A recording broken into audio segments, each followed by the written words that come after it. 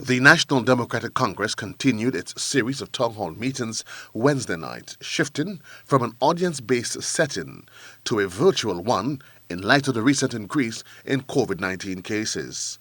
The cost of living was the topic discussed by political leader Dickon Mitchell. He blames in part the high cost of goods and services on increased freight brought on by the COVID-19 pandemic.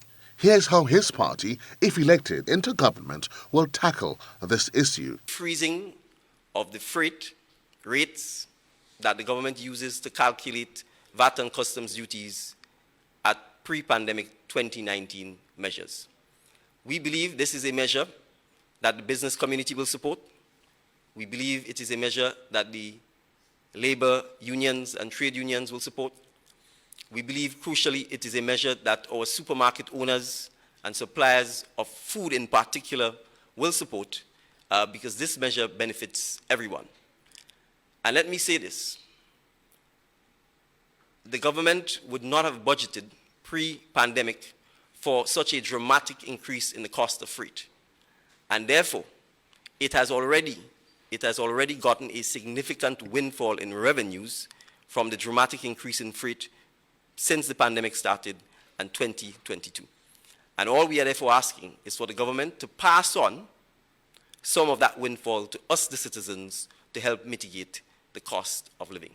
The NDC leader also shared his plans when it comes to VAT.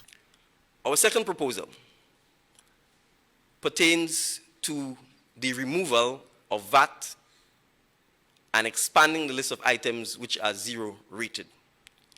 Items are palm oil, soya oil, soap powder, baby and adult diapers, sanitary napkins, toilet paper, bathing soap, peas and beans, packet rice, smoked herrings, sardines and mackerels, and salted meats like pig snout, salt beef, and pigtail. We are therefore calling on the government to zero rate those items for VAT. As you know, the VAT rate on these items are 15%, which is a significant percentage. And we are asking that those items be zero rated in the first instance for 12 months. We will then monitor the situation 12 months thereafter, informing the government to ascertain whether they should continue or, if VAT should return, that the VAT rate be cut in half to 7.5% rather than the 15%.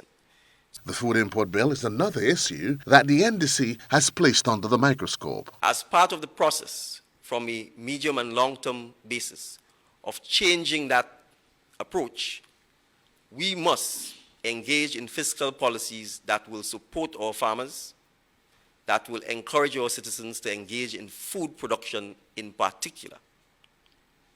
And therefore, the National Democratic Congress will zero rate VAT on inputs, particularly fertilizer and seedlings for our farming community.